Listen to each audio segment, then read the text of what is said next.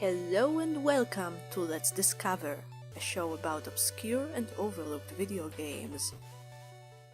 Today, we'll be talking about Soma Bringer, a Nintendo DS title developed by Monolith Soft, who are probably best known for creating Xenoblade Chronicles. And though Xenoblade is widely considered one of the best JRPGs of the previous generation, not that many people are aware that before Xenoblade, Monolith Soft actually made an RPG for the DS. The story of Soma Bringer takes place on the continent of Barnia, in a world full of mysterious energy called Soma. This energy is used for pretty much everything, from heating up water to giving people magic powers. But not all is well in the world of Soma Bringer. That very same energy is going out of balance, which causes powerful monsters called visitors to start appearing all over the world, causing a great deal of trouble. The main characters, Welt, Millers, Jadis, Einsatz, Forte, Granada and Cadenza, form a group whose task is to fight visitors and keep Soma in balance. On the first mission you meet a girl, Idea, or rather you find her inside a glowing cocoon, and she can't remember anything besides her name, which in RPG land means she's pretty important. The rest of the story follows the group on their missions as a visitor extermination squad and also on their quest to help Idea regain her lost memories. Though Welt is technically the protagonist, you can actually take control of any of the 7 and later 8 different characters, which does not affect the story in any way, shape or form.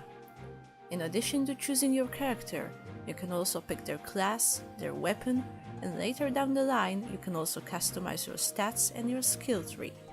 So the game allows for quite a bit of experimentation, and I'm sure many players will likely find themselves creating one character after another rather than actually progressing the story. The game world is, generally speaking, split into towns and battle zones, with the party's ship acting as sort of a hub, allowing travel between different levels. The game plays like your typical action RPG, with the player running around, battling monsters, collecting treasure and completing missions. The battles are fought in a party of 3, with the player controlling one character and the other 2 being controlled by AI, or by other players provided you can actually find someone to play this game with. Because yes, this game offers local multiplayer with up to 2 other players at the same time. In fact, Soma Bringer was originally created to provide an engaging multiplayer experience, and it shows. Of course, it can be played solo, and that's probably your only option nowadays, but both the story and the gameplay are fairly shallow, and I imagine it only really starts to shine when you're cooperating with other people. The game system is simple. As you level up, you earn stat points, which you can allocate wherever you like to strengthen your character, and skill points, which allow you to learn skills other than your basic attack. And while you can't change the character or the class you picked at the beginning of the game without starting a new save file, you can change your weapon, though the classes are limited in which weapons they can use, and you can swap skills around as much as you like. Those who played Xenoblade should also be familiar with the break and topple system. Well, it's actually only break in this game. By stringing attacks together or timing your attacks just right, you can break through the enemy's defenses, knock them down, launch them into the air, or even cancel their attacks. Of course, the enemies can do the same to you, so you have to watch out.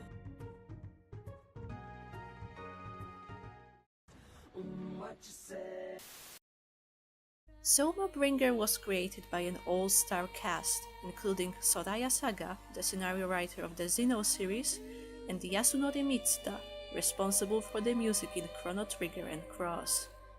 It sold quite well in Japan, and during its opening week it was even the best-selling title on Amazon Japan.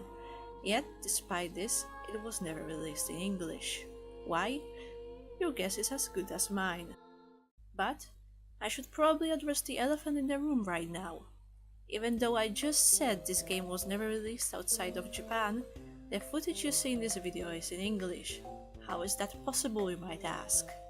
Well, actually, a few years back a fan translation patch for this game was made.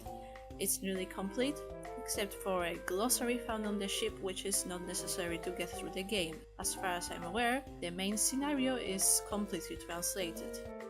If you'd like to play Soma Bringer in English, I'll leave a link to the patch in the description. And that's all for this video. I hope you enjoyed it, and if you did, like, subscribe, and I'll see you in the next one.